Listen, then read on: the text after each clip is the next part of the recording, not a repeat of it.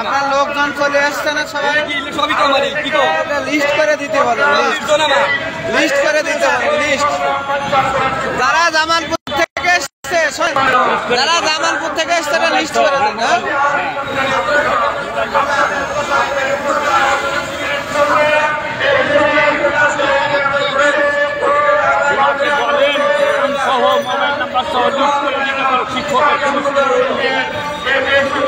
যারা জামালপুর থেকে এসছে তাদেরকে একটা মোবাইল নাম্বারের লিস্ট করে একটা কাগজ দিতে বলেন, কারা কারা এসছে জামালপুর জেলা থেকে।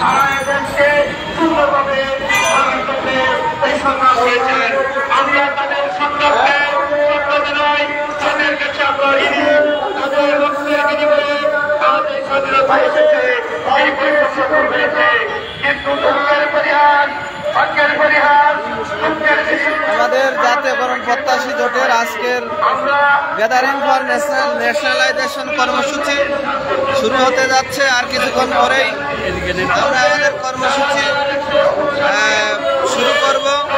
ইতিমধ্যে বাংলাদেশের বিভিন্ন জেলা উপজেলা থেকে শিক্ষকরা এসছে। আজকে ব্যাপক শিক্ষক উপস্থিত হয়েছে, ইনশাল্লাহ উপস্থিতি আরো বাড়বে।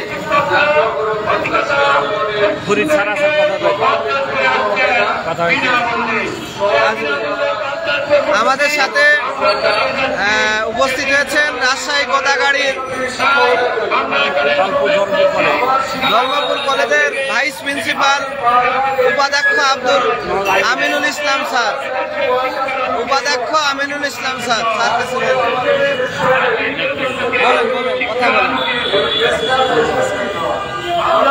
প্রিয় দেশবাসী, আসসালামু আলাইকুম রহমতুল্লাহ। বৈষম্যহীন দেশে আজকে আমরা বৈষম্যের শিকার। স্কুল, কলেজ, মাদ্রাসা, কারিগরি প্রত্যেকটা শিক্ষা প্রতিষ্ঠান আজকে অবহেলিত, প্রত্যেকটা দিক থেকে জর্জরিত।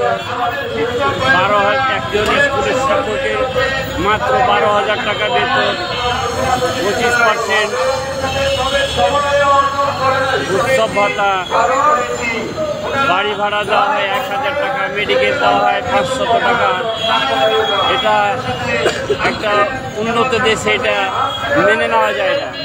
তাই আমাদের দাবি শিক্ষা উপদেষ্টার কাছে, প্রধান উপদেষ্টার কাছে আমাদের এই দাবিগুলো আপনি মেনে নিয়ে জাতীয়করণ করবেন বলে আমরা আশা রাখি। সম্মানিত শিক্ষক শিক্ষিকাবৃন্দ, আমাদের আন্দোলন অবশ্যই সফল হবে ইনশাআল্লাহ। আমরা বিভিন্ন দিক থেকে, উপর মহল থেকে আমরা আশ্বাস পেয়েছি আমাদের দাবি মেনে নেওয়ার কথা, কিন্তু আজ পর্যন্ত আমাদেরকে প্রজ্ঞাপন দিচ্ছে না। প্রজ্ঞাপন না দেওয়া পর্যন্ত আমরা এই প্রেস ক্লাব কোনো মতেই ছাড়ব না।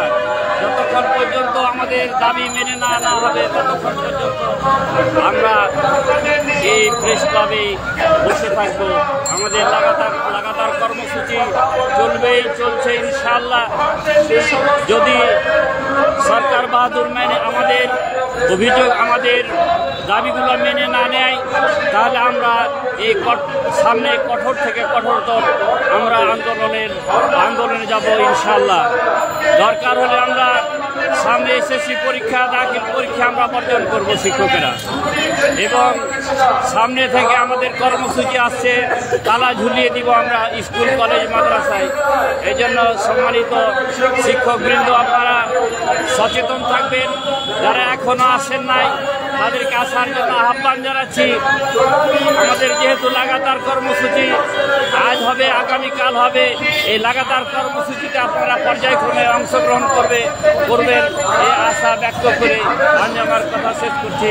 আসসালামু আলাইকুম ওয়া রাহমাতুল্লাহি ওয়া বারাকাতুহু।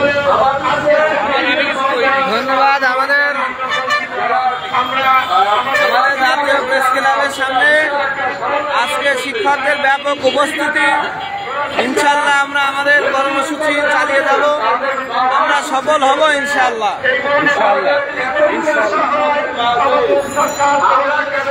আসসালামু আলাইকুম।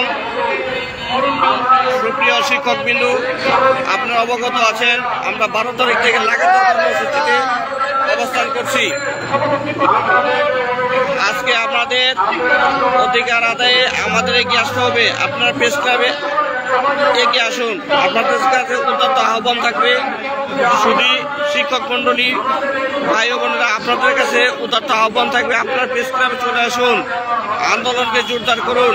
আপনারা না আসলে ঘরে বসে বসে আমাদের জাতীয়করণ দেবে না। শিক্ষা উপদেষ্টা অত্যন্ত পজিটিভ, উনি কালকেও বলেছে আমাদের কথা, কিন্তু আমরা ঘরে বসে থাকলে প্রজ্ঞাপন পাবো না।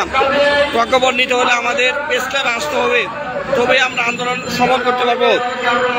শুধু দর্শক, শুধু শিক্ষক মন্ডলী, আপনারা অতি দ্রুত চলে আসুন, কারো কথায় কান দিবেন না। আপনার নিজের অধিকার প্রতিষ্ঠার জন্য আপনারা প্রেস ক্লাবে চলে আসুন, তবে আমাদের অধিকার আদায় হবে।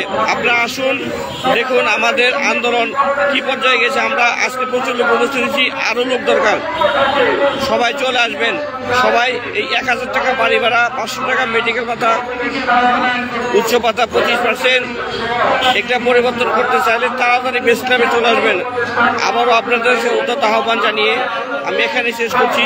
আপনারা সবাই অতি দ্রুত প্রেস ক্লাবের সামনে চলে আসবেন। ধন্যবাদ সবাইকে। আমাদের কর্মসূচি চলছে, আমাদের কর্মসূচি চলবে। আমরা সকল বাধা বিপত্তি উপেক্ষা করে আমাদের দাবি আদায়ে আমরা অবিচল আছি। আপনারা সকলে আমাদের সাথে থাকবেন, ইনশাল্লাহ বিজয় আমাদের সন্নিকটে।